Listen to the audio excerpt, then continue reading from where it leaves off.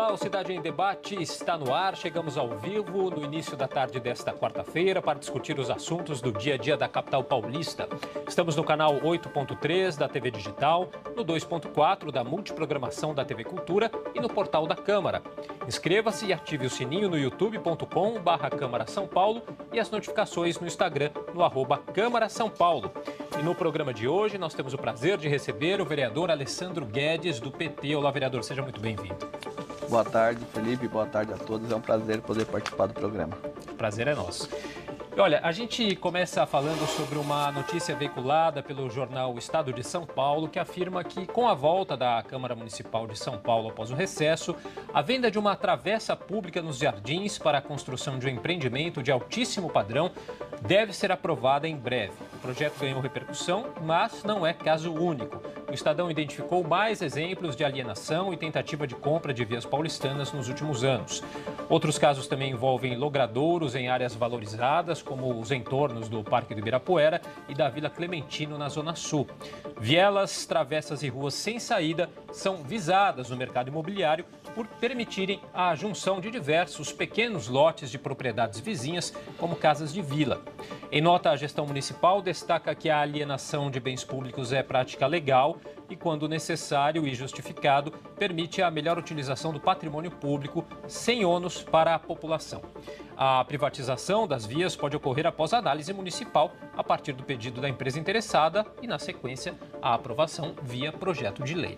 O valor estimado da venda dos novos casos identificados pela reportagem vão de 4 milhões a 6,9 milhões de reais, a depender das dimensões e do valor médio do metro quadrado na região. Vereador, a gente começa com esse assunto. Eu queria que o senhor analisasse para a gente essa questão sobre alienação e tentativa de compras em vias paulistanas.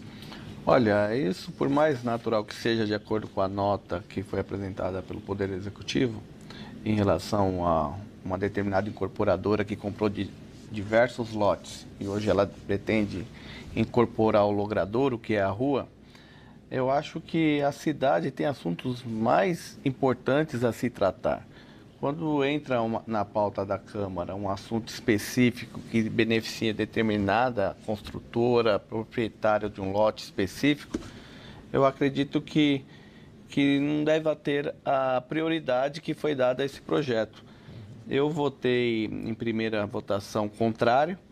Eu penso que deveríamos debater isso com muito cuidado, porque como vai beneficiar uma lei que vai beneficiar, ela está dirigida a beneficiar alguém, eu penso que poderia identificar outros lotes na cidade, outros problemas relacionados a esse tipo na cidade, algum tipo de contrapartida que esses proprietários que se beneficiarão deste projeto, porque nada mais é o seguinte, para as pessoas entenderem, existe uma rua que é pública e todos os lotes no entorno daquela rua foi comprado por uma determinada empresa. E essa empresa hoje pretende comprar a rua, para que as pessoas não tenham mais acesso. E como isso acontece nos Jardins, que é um bairro extremamente rico da nossa cidade, também acontece em outros cantos. Existe essa expectativa de empresas em outros cantos. E não é que seja ilegítimo, é legítimo. Porém, a gente, com tantos assuntos na cidade, deveríamos focar nos assuntos mais específicos e importantes de interesse da coletividade, não do específico de uma construtora. E isso faz com que eu pense que deveremos reunir várias dessas demandas para juntar num projeto só, para que a gente debatesse a nível de cidade, os 4 cantos da cidade que tenham eventualmente interesse desse tipo, em empresas construtoras desse tipo, para que a gente possa colocar um gatilho na lei que favoreça uma contrapartida para a cidade, além da venda do território da rua. Qual é a contrapartida que possa ser oferecida para a cidade? Do ponto de vista da baixa renda, do ponto de vista da construção e destinação, que geralmente esses empreendimentos sempre é para construir moradias. É possível construir, fazer uma contrapartida de uma porcentagem dessas moradias para a população de baixa renda, a habitação de interesse social? Não sei, é um debate que poderia ser feito aqui, mais amplo, envolvendo outras demandas desse setor específicas, para que a gente tivesse essa força de fazer esse contraponto. Quando vem um projeto especificamente para um local, ainda ali nos Jardins, eu acho que isso não é prioridade da cidade. Por isso que eu votei contra e continuo falando com a minha bancada sobre esse assunto, para a gente se posicionar contrariamente ao projeto, que venha do coletivo e não do específico. Até uma outra questão seria a que seria apropriado esses valores dessas vendas, né, vereadores? A gente falou sobre esse caso específico aí citado pela reportagem, que vão aí de 4 milhões a quase 7 milhões de reais, né? Então, a que será destinado esses valores aí dessas Exatamente, vendas, né? não está claro isso dentro do projeto. Se deixasse isso bem claro, onde a gente se sentisse com tranquilidade que a contrapartida desses recursos será investida onde a cidade precisa de fato, poderemos acompanhar, mas solto dessa forma, eu acho que não deveríamos estar fazendo esse debate nesse momento. Perfeito.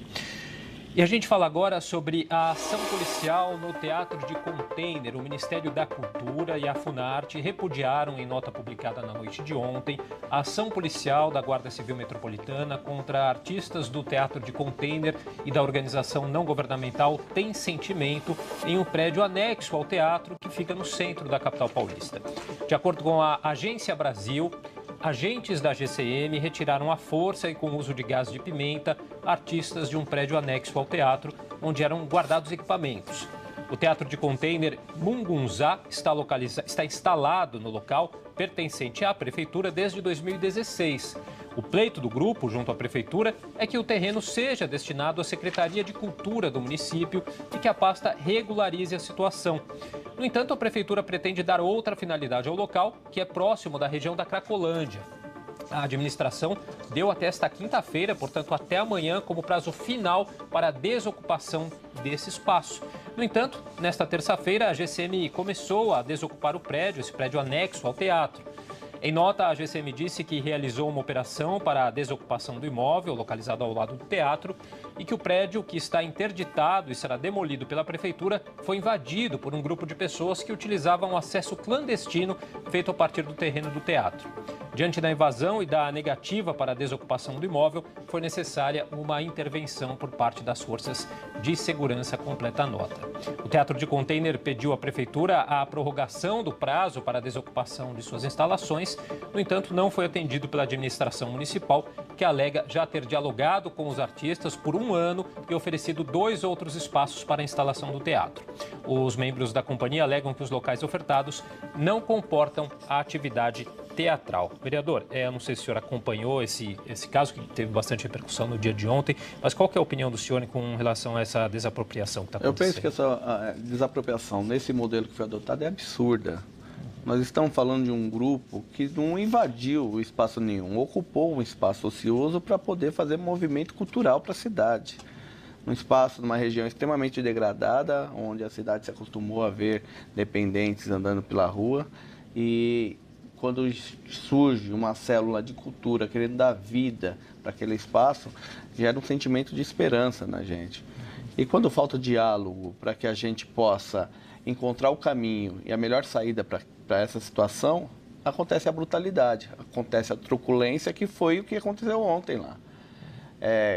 Está muito recente essa notícia, mas tem diversas informações. Tem informação, por exemplo, que a Prefeitura queria fazer um ato lá junto com o governador e precisava desocupar aquele espaço para montar um palco, que chegou a se iniciar a montagem de um palco, da onde seria o evento, e por isso, com força e com pressa, tentou tirar as pessoas que ocupam aquele espaço que é diferente de invadir, ocupam aquele espaço para promover cultura.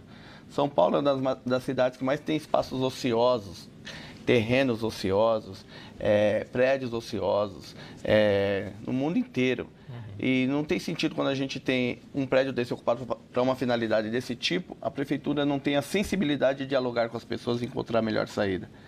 Eu sou totalmente contrário, a minha solidariedade aos artistas. No Dia dos Artistas, que foi o dia de ontem, esse foi o prêmio que a Prefeitura de São Paulo deu para essas pessoas, mas eu acho que a reação da sociedade foi forte, foi grande, muita gente se dirigiu para lá ontem, centenas de artistas estiveram lá fazendo um ato, e eu espero que a Prefeitura entenda esse recado e abra um campo de diálogo para que a gente consiga dar vida àquele espaço, mas não uma vida unilateral do que está na cabeça de uma pessoa no executivo, e sim uma vida coletiva que sirva para a cidade, que a cidade se interesse em participar, em frequentar e que participe dessa solução.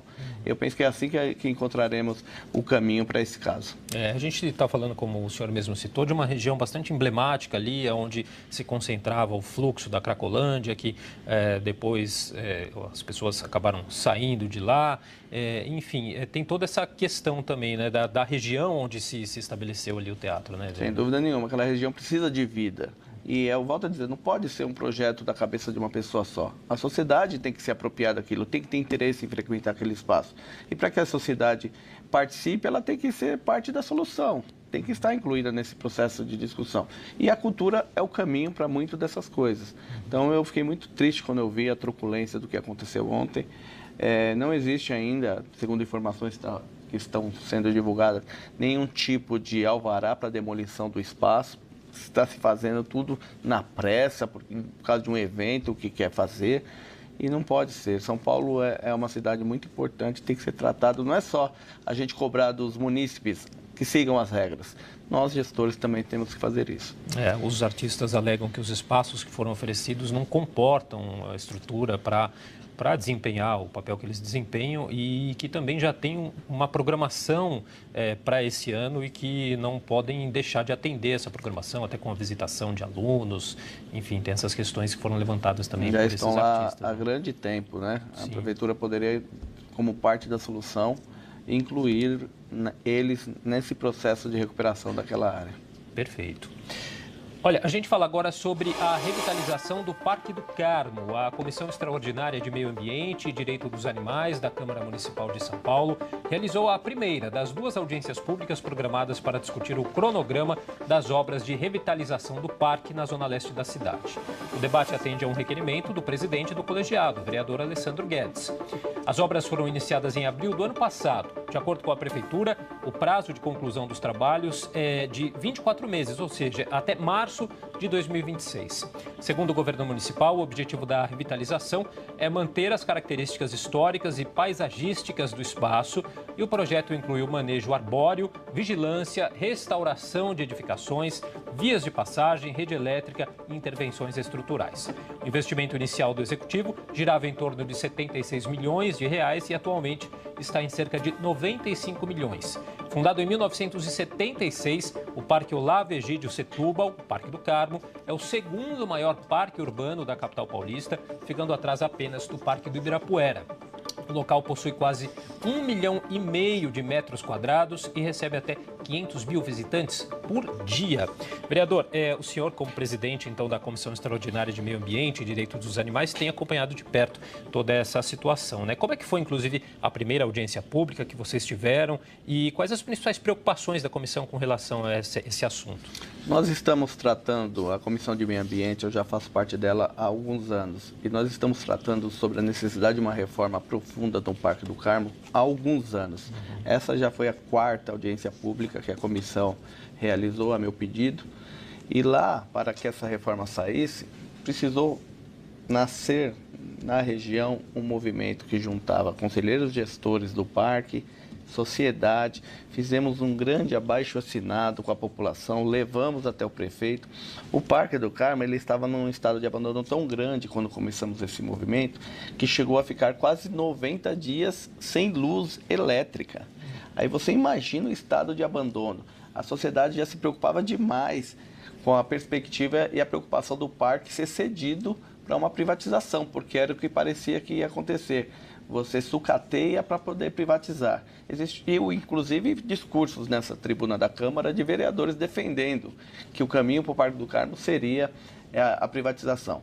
Mas a sociedade se juntou, lutou pelo seu parque, participou das audiências públicas e, de fato, conquistou, junto à gestão municipal, uma reforma de mais de 76 milhões a princípio, como você anunciou. Ocorre, Felipe, que esta reforma, que é de grande vulto, deixou todo mundo numa esperança muito, muito profunda e feliz de que agora sim nosso parque vai ser recuperado, tinha um prazo de duração, tem um prazo de duração de 2 anos, já se passou 16 meses e apenas 13% da obra foi concluído. Então você imagina, nós estamos falando de aditar o tempo e muito, e essa é a preocupação hoje da sociedade lá. E fizemos essa 4ª audiência pública lá no território, lá no céu, ao lado do Parque do Carmo, para que fosse mais fácil para a população poder participar, acompanhar, estar lá para reclamar, ouvir, fazer seu questionamento. E isso aconteceu, a sociedade veio, fizemos uma boa audiência pública com representantes da Secretaria do Verde e Meio Ambiente, gestão do parque, e a sociedade pôde expor as suas preocupações. Lá nos informaram que a reforma que se iniciou com um volume previsto de mais de 70 milhões, hoje já está numa ordem de cerca de 96 milhões de reais, ou seja, vai ser maior a reforma ainda. Foi inserido uma fonte interativa lá, que vai ser construída para as crianças, para as pessoas poderem participar. Porém, em relação ao atraso, à perspectiva de atraso, já que vence em março do ano que vem, a Secretaria disse que vai trabalhar para abrir novas frentes, que estava esperando passar o processo agora da Festa das Cerejeiras, que movimenta muita gente lá no Parque do Carmo, passou mais de 1.700.000 pessoas lá. E depois que passou esse período, eles vão ter condições de abrir novas frentes de trabalho para que a obra seja acelerada, porém não vai ter condição de cumprir o prazo. Já temos outra audiência pública chamada para este ano, que foi aprovada duas na última Comissão de Meio Ambiente, que deve acontecer em novembro. E nosso mandato, a população acordou lá com os presentes e com o representante da Secretaria que a ideia é, no final de novembro, a gente ver um volume maior de ação de obra lá, para que a população se aproprie do que está acontecendo de fato e sinta de fato os benefícios do recurso que está sendo investido lá, porque foi para isso que nós lutamos.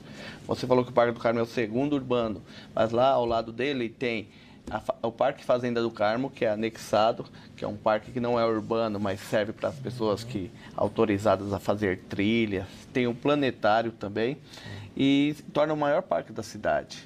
Tudo anexado uma coisa na outra.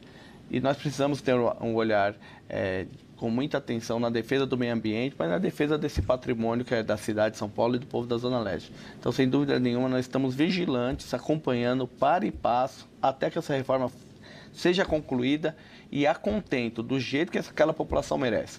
Não é porque o parque fica na periferia, fica na Zona Leste, fica em Itaquera, que eu me orgulho de ser morador lá, inclusive, que vai ser feita uma reforma de segunda categoria. Não, vai ser uma reforma de primeira categoria.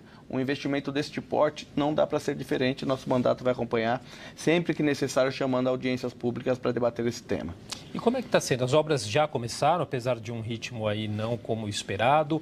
O funcionamento do parque segue normal durante essas obras? Sim. As obras começaram, avançaram apenas 13%, como eu falei, e eles se queixam que abrir novas frentes de trabalho com o parque funcionando atrapalha um pouco, e de fato atrapalha. Eu recebi começaram a abrir as frentes de trabalho e munícipes começaram a me mandar vídeos. Falaram: Alessandro, agora não estou conseguindo fazer minhas atividades. Falei: calma, que é por um período. De um lado, o parque, a Secretaria do Verde tem toda a razão, mas por outro a gente precisa enfrentar isso, senão uma reforma pensada para 2 anos vai virar quantos anos? 5, 6, não dá. Tem que avançar. Porém, ela tem ocorrido, tem avançado e temos a perspectiva que eles consigam abrir novas frentes. Daqui a pouco tem janeiro, férias escolares, aí provavelmente reduz de novo o impacto de obras, de avanço das obras, chuvas que estão chegando. Provavelmente isso atrapalha o avanço das obras, mas assim que tiver condição da estiagem, sem dúvida nenhuma, a gente quer que o parque acelere e que a população ganhe. E a gente está falando de uma região de São Paulo, a Zona Leste, densamente povoada e carente de muitas áreas de lazer, né, de áreas sociais. Então, o Parque do Carmo é um símbolo dessa questão, né, de muito uso ali da população da região da Zona Leste, né, vereador? Sem dúvida nenhuma, e a questão do verde e meio ambiente da Zona Leste precisa de atenção. Eu visitei o Parque Chico Mendes, lá a pedido dos moradores, que precisa de muito investimento no Parque Chico Mendes, lá em São Miguel Paulista. Existe o Parque Linear Rio Verde, Jacu, que agora vai ser construído um piscinão ao lado do parque, porém o parque se encontra no estado de abandono, que precisa de investimento. O piscinão pode ser uma saída, inclusive, de contrapartida para o investimento do parque, já que vai utilizar uma parte do terreno do parque. Sem dúvida nenhuma, a Zona Leste. Falar do Parque do Carmo é mais fácil, que é o segundo maior urbano da cidade, tem uma visibilidade muito maior, as pessoas frequentam. Como eu falei, na Festa da Cerejeira, mais de 1.700.000 pessoas passaram lá em 2 finais de semana. Agora, os outros menores também precisam da mesma atenção da Prefeitura. E nosso mandato, a Comissão de Meio Ambiente, todos os seus integrantes têm se debruçado nessa temática para que a gente consiga avançar nessas questões na cidade. O senhor chegou a falar que alguns parlamentares questionaram uma possível privatização, inclusive do parque, e a gente tem alguns parques aqui na cidade privatizados. Como o senhor vê essa questão da privatização de parques? Olha, me preocupa muito, porque o parque, ele não pode ter nenhum tipo... A gente tem aqui o Parque Ibirapuera, que foi privatizado. Hoje, um profissional que vai lá e acompanhar um aluno, um profissional de educação física, que vai lá acompanhar um aluno para poder fazer uma corrida, para poder fazer exercício para gerar saúde, para gerar algum tipo de resultado que aquele aluno precisa e busca. No Ibirapuera está tendo movimento desses profissionais buscando alguma forma de taxá-los, de cobrar deles essa utilização do parque. E não tem sentido uma coisa dessa. O parque é público. Quando você transforma isso num equipamento público, ao invés de ter ali um espaço onde a pessoa pode frequentar sem nenhum tipo de custo, começa a gerar custo. Aí começa a ver a parte comercial da coisa, vai gerar a lanchonete, vai gerar o estacionamento, o risco do estacionamento ser cobrado, esse tipo de coisa. Então, sem um debate profundo, não é toda a privatização que faz mal, mas sem dúvida nenhuma, os parques da cidade, pela importância que tem do meio ambiente, é de responsabilidade do município, é estratégico ficar no controle municipal da Secretaria do Verde e Meio Ambiente, para que a gente não veja o que está vendo no Ibirapuera, né? Crises lá desse tipo, que um profissional de educação física está tendo problemas junto à administração do parque, quer cobrar algum tipo de utilização daquele espaço, não pode, de maneira nenhuma, utilizar uma quadra, tem que ter ali algum tipo de contribuição, não, o parque é público e tem que ser público. Perfeito, vereador. Bom, agora a gente faz um rápido intervalo, daqui a pouquinho nós voltamos com mais assuntos aqui no Cidade em Debate. Até já.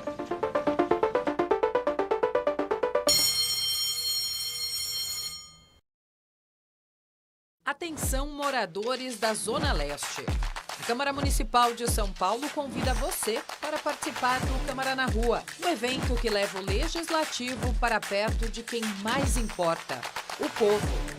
Uma oportunidade real de conhecer seu direito, tirar dúvidas e participar das decisões que impactam a sua vida e o seu bairro. Estaremos na Penha no dia 30 de agosto, a partir das 9 da manhã, na Avenida Condessa Elizabeth de Robiano, 5.280, na Vila Moreira. Fique ligado nas redes sociais da Câmara e venha fazer parte dessa transformação. Para mais informações, acesse saopaulo.sp.leg.br/Câmara na Rua. Se é bom para São Paulo, passa pela Câmara. Sabia que existe uma forma muito fácil para falar com o vereador em São Paulo? O mandato participativo é a ferramenta da Câmara São Paulo para te ajudar. Leia esse QR Code ou acesse o link. Escolha o seu vereador e envie sua demanda. Rede Câmara, sua conexão com a política da cidade.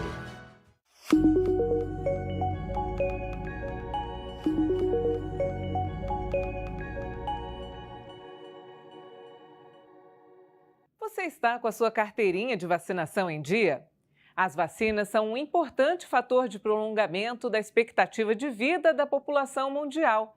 Através delas, doenças como a varíola foram erradicadas e a poliomielite controlada no Brasil.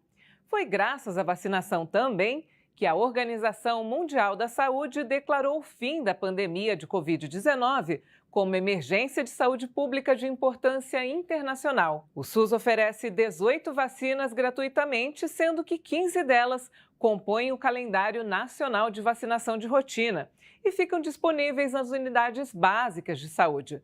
Portanto, quando houver uma campanha de vacinação, não deixe de comparecer. Proteja também os seus filhos e não acredite em fake news. Não compactue com as mentiras que circulam pela internet, né? Zele pela sua saúde e da sua família. Vacine-se!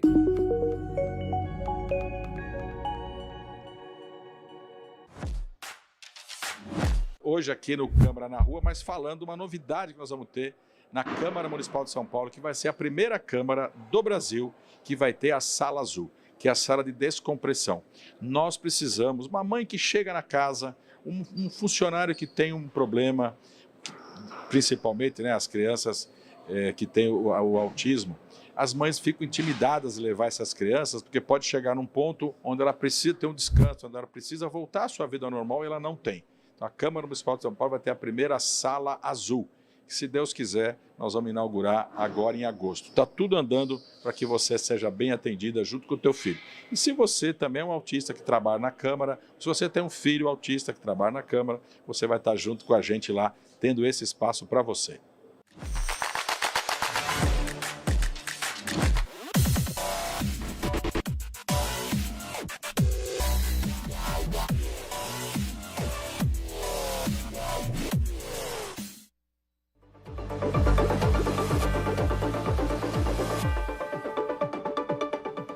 Estamos de volta com o programa Cidade em Debate, que recebe hoje o vereador Alessandro Guedes, do PT.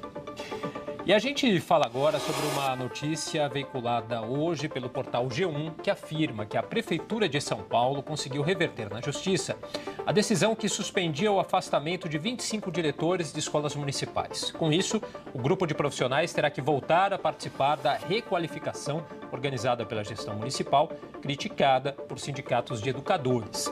Chama a atenção que 5 dessas unidades escolares com diretores afastados foram premiadas no início do mês pelo governo de São Paulo com o prêmio Excelência Educacional Alfabetiza Juntos SP, em razão do ótimo desempenho na prova do Sistema de Avaliação de Rendimento Escolar do Estado de São Paulo, o SARESP. O grupo foi retirado das escolas em meados de maio em razão do rendimento obtido nas provas de 2023 do Índice de Desenvolvimento da Educação Básica, o IDEB, e do Índice de Desenvolvimento da Educação Paulistana, o IDEP.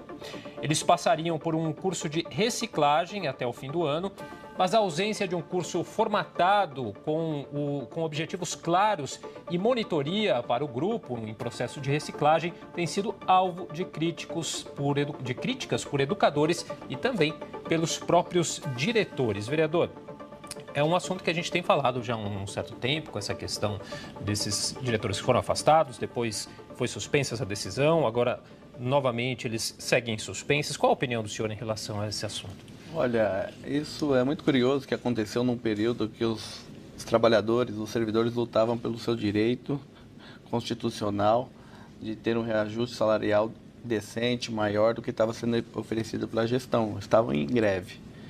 E o que se diz também é que lideranças do movimento pró-greve, pela luta por um reajuste decente, foram perseguidos e penalizados pela gestão por causa justamente se destacaram no processo ali de mobilização da greve. Isso foi uma das denúncias que surgiu na defesa desses trabalhadores. Outra denúncia que surge é que isso foi uma forma de penalizá-los, uma forma de castigar essa turma e que, no fundo, não existe requalificação nenhuma. Eles têm que cumprir um determinado horário, geralmente até tarde da noite em alguma unidade escolar, para dizer que participou de um projeto que não existe. O Ministério Público entrou no assunto, a Justiça tinha dado a suspensão e agora foi revertida. Sem dúvida nenhuma, os trabalhadores da cidade, os servidores públicos carregam essa cidade nas costas, inclusive os trabalhadores da educação. Eu penso que o que falta aqui é que a gente possa participar enquanto sociedade, sindicatos, grupos de representação desses servidores, junto a esse processo que está muito obscuro. Você trouxe na sua pergunta a informação que várias dessas escolas foram premiadas. Como uma escola está sendo premiada, o seu diretor está sendo punido. Então, é uma conta que não fecha. E, sem dúvida nenhuma, deve ter aí uma investigação mais profunda e que a gente possa não só deixar os servidores discutindo junto à prefeitura, que os sindicatos, os grupos de representação de classe possam participar desse debate para que possam também ajudar a defender esses servidores. Porque a mão pesada da prefeitura, sem dúvida nenhuma, pode determinar uma ação como essa, uma requalificação como essa. Mas, sendo injusta, não tem sentido de acontecer. Rapidamente aqui, mas não dá para deixar de falar sobre as escolas cívico-militares também, que o governo pretende instalar aqui no estado de São Paulo. Qual a opinião do senhor em relação a isso? Olha, isso não tem dado certo em outros cantos. Nós vivemos numa sociedade que precisa profundamente debater cada assunto como esse que você acabou de apresentar, das escolas cívico-militares, e em São Paulo eu acho que a nossa cidade não está preparada ainda para isso. Precisaríamos de um debate muito mais profundo. Perfeito.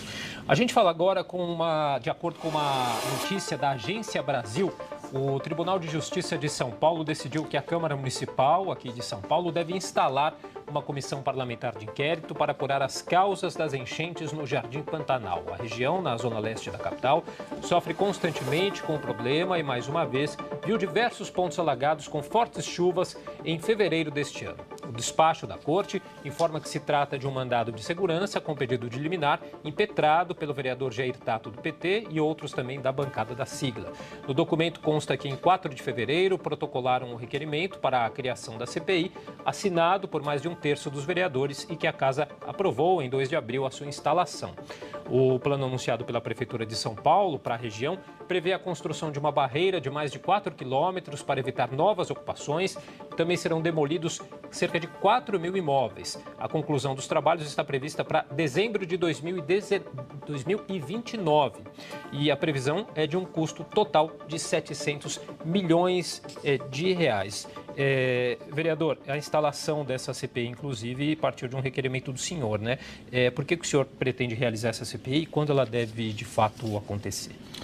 Olha, o povo do Jardim Pantanal, Jardim Helena, Vila Itaim, Vila Ceabra, Chácara Três Meninas, Jardim La Pena, toda aquela baixada que vai ali da região da Penha, da barragem da Penha, até o limite do município com Itaquaquecetuba, sofre muito em períodos de cheia, em períodos de chuvas na cidade de São Paulo. E por décadas, infelizmente, isso é notícia nos telejornais da nossa cidade, recorrentemente. Uma cidade com mais de 100 bi de orçamento, por que não enfrenta o problema para poder solucionar o problema e a gente virar essa página triste da nossa história? Eu digo por quê? Porque investir muito dinheiro, que custa muito dinheiro, numa área que a população é pobre, é humilde, não é prioridade. Eu propus uma CPI na Câmara para que a gente investigue não só as causas, mas soluções. Foi do ponto de vista propositivo, para que a gente pudesse, enquanto Câmara Municipal de São Paulo, nesse assunto emblemático que envolve o município de Guarulhos, que é um lado da margem do córrego, Itaquaquecetuba, que é o fim ali do nosso limite, que é atingido ali no córrego dos Três Pontes, Barragem da Penha, que é SP Águas, antigo DAE, governo do Estado de São Paulo, pudesse ter força suficiente para colaborar nesse debate. O nosso mandato atua nessa questão da enchente ali há alguns anos já e acumulou mais de 50, 60 reuniões em diversos departamentos para falar desse tema. Um dos problemas que a população sempre se queixa é que períodos que a água sobe e não desce tem relação com a barragem da Penha fechada, o que o governo do estado nega. Isso é uma questão que uma CPI tem força para investigar, já que a barragem da Penha é um equipamento estadual. Porém, se a gente fizer uma CPI propositiva com o objetivo de envolver o município, de envolver o governo do estado, envolver também o governo federal através do Ministério das Cidades, ajudando a financiar projetos, a gente pode, de fato, apresentar um problema que não seja a remoção de 4.000 famílias do local. Com certeza, a gente pode ter ações ali que mitiguem o problema. Obras que sejam feitas, que o impacto seja menor da remoção de pessoas. Sem dúvida nenhuma, existem pessoas ali, famílias têm que sair. Afinal de contas, elas vivem praticamente dentro do córrego. Mas temos que tratar esse problema só com aquelas que precisam sair, as que podem ficar. E se fizermos obras para isso, elas podem ficar, nós temos que fazer. Temos que discutir o orçamento para essa finalidade. E a nossa CPI pretende ter força para apontar soluções como essa. Não pode simplesmente a prefeitura, o prefeito ir até a televisão, anunciar que 4.000 pessoas vai ser removida, as pessoas de lá serem informadas através da televisão e ficarem desesperadas sem nenhum tipo de debate. E olha que está escalonado. Ele disse que primeiro vai ser com 1.000 pessoas, mas o impacto da história das 4.000 já se deu. E a população daquela região vive lá por décadas. Tem vínculos com aquela região, tem famílias com aquela região, gostam dali, amizades, amigos. Então, nós precisamos tratar aquele pedaço da cidade com o investimento devido para que a gente não prejudique aquelas pessoas simplesmente removendo. Tem casas lá, Felipe, que são casas boas, pessoas que pagam IPTU. Não tem sentido a prefeitura não discutir uma indenização justa, se precisar remover de fato, ou querer discutir um programa habitacional onde a pessoa deixa seu lar e vai para um apartamento que é de 40 metros quadrados. Então, esse debate tem que ser feito e a Câmara tem que estar inserido nele. Apresentamos o pedido de CPI na Câmara, foi aprovado aqui. Infelizmente, por uma manobra regimental, não foi indicado os membros. Entramos na Justiça, a Justiça determinou que o presidente Ricardo Teixeira indique os membros da CPI, que instale ela. Estamos nessa expectativa do presidente fazer isso nos próximos 15 dias. Ele ainda pode recorrer para outra instância, não sei se o fará, porém continuaremos lutando pelo direito daquela população, que é o que mais nos interessa. Soluções que não seja só remoção, solução de obra para que aquelas famílias que puderem ficar na região possam ficar. Ok, vereador.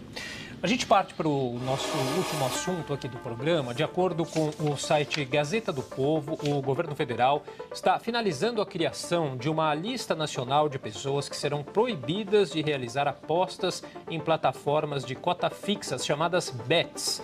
A medida será implementada pela Secretaria de Prêmios e Apostas do Ministério da Fazenda e deve alcançar diferentes categorias de impedidos, incluindo casos previstos em lei, decisões judiciais e pedidos voluntários de autoexclusão.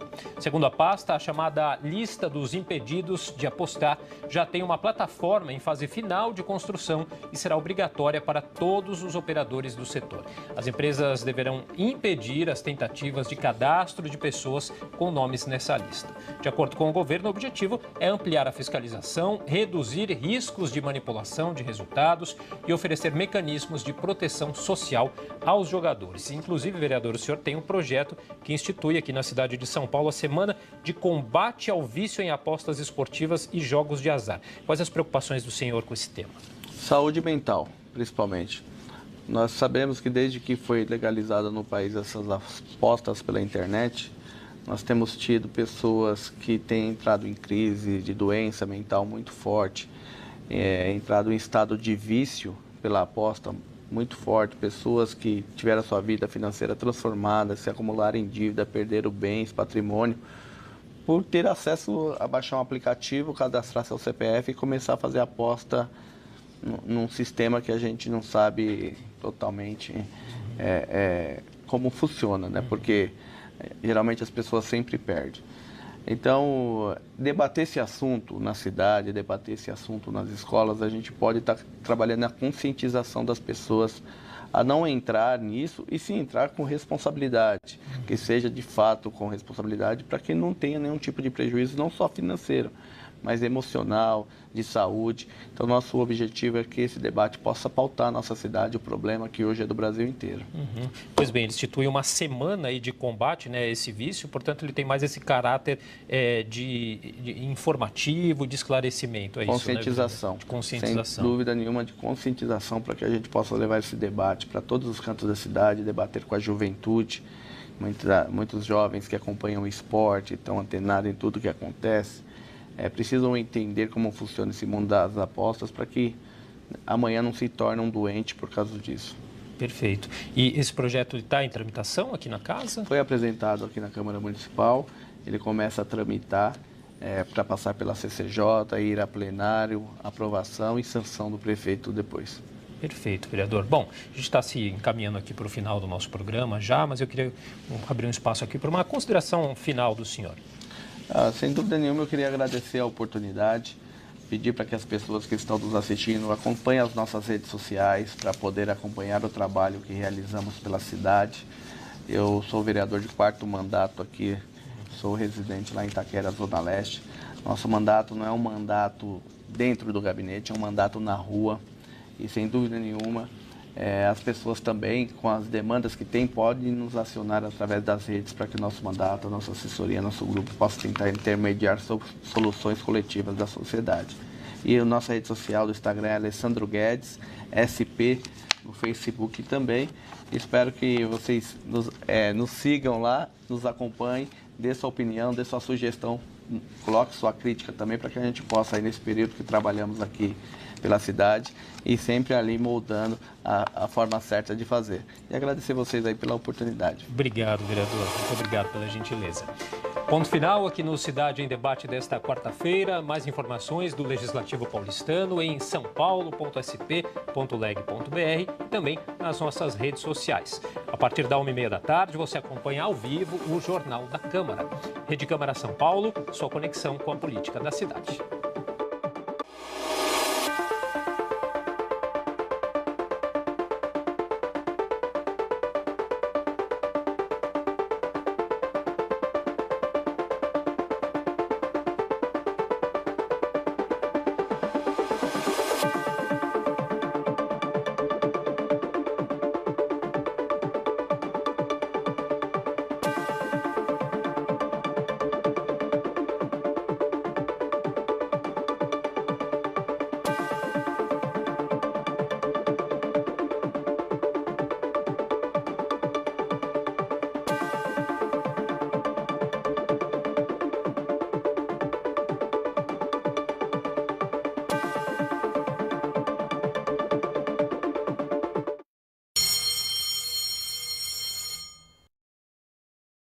Sabia que existe uma forma muito fácil